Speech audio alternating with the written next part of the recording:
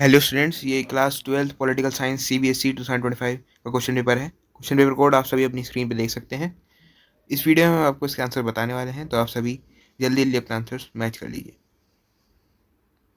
Section A देखिए, पहला सवाल, statement 1, there are there were sections of Soviet society which felt that Gorbachev should have moved much faster, that were disappointed and impatient with his methods।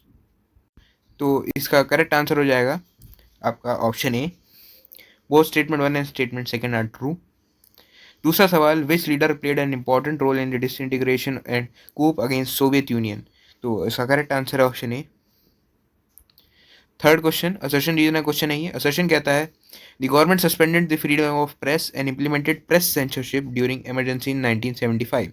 Reason, newspapers protest against censorship by showing the cartoons only. तो third question का correct answer option B. Both assertion and reason are correct, but reason is not the correct explanation of assertion. Fourth question, on which one of the following bases was emergency declared in 1975? तो इसका correct answer है option A, internal disturbances. Fifth question, choose the correct statement. इसका correct answer है option A, India's nuclear programme was started in 1952 under the guidance of Homi J. Bhabha। Sixth question, which political party won 16 Lok Sabha seats and was at second place in the first general election of India? तो इसका correct answer है option A, communist party of India. Seventh question, choose the correct full form of EVM. तो EVM की full form है electronic voting machine. Option C यहाँ सही हो जाएगा आपका। Eighth question, choose the correct option. Indira Gandhi and ZA Bhutto sign dash agreement in the year. तो इसका करेक्ट आंसर है option D, sign Shimla agreement in the year 1972।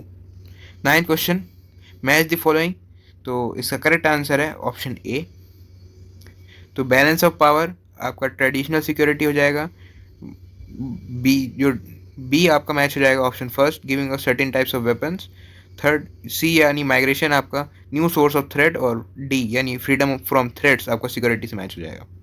उसके बाद आपका 10th question, arrange the following chronological order. तो इंडो चाइना वॉर आपका 1962 में हुआ है, और आपकी जो एंटी बैलिस्टिक मिसाइल ट्रीटी है वो 1972 में हुई है। इसके अलावा the first test of nuclear device, तो आपका जो फर्स्ट टेस्ट हुआ था वो हुआ था 1974 में, और terrorist attack on world trade centre हुआ था 2001 में।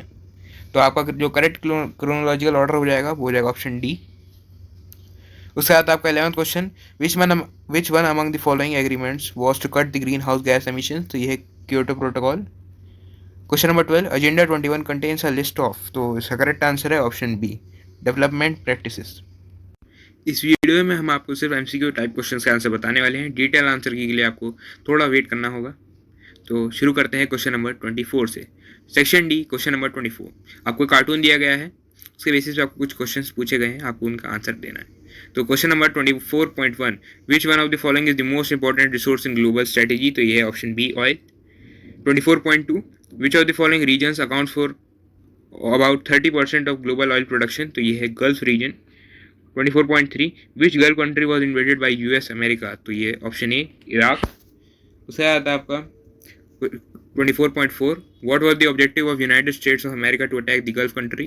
Correct answer option A, to get control on the oil resources। ये क्वेश्चंस भी आप लोग देख लीजिए, ये विजुअली इम्पेयर्ड कैंडिडेट्स के लिए हैं सिर्फ। 24.1, name the largest oil producer country. तो ये है यूनाइटेड स्टेट्स। उसके बाद आपको 24.2, which region produces 30% of total oil production in the world. तो ये है Gulf region. 24.3, which Gulf country was invaded by US। तो ये है इराक। उसके बाद आपको 24.4, explain the objective of the US to attack Gulf country. तो साल 1991 में कुवैत को आज़ाद कराने के लिए उन्होंने ऐसा किया था। तो इसका आंसर में आप लिख सकते हैं, to liberate Kuwait from Iraq invasion led by Saddam Hussein. उसके बाद आपका 25 number question.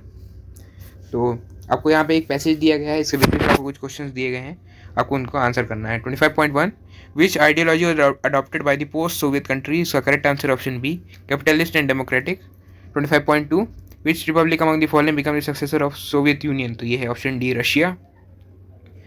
25.3, which one of the following is a central Asian country. तो ये है ऑप्शन सी, ताजिकिस्तान।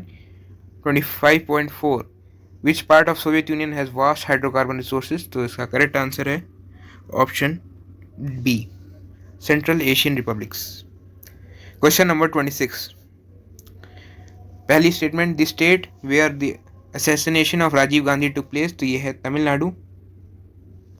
उसके बाद आपका the state where Karpoori Thakur was a chief minister, तो ये बिहार के चीफ मिनिस्टर थे। Question number 3, the state where UPA won the majority of seats in Lok Sabha elections in 2004, तो ये है आंध्र प्रदेश।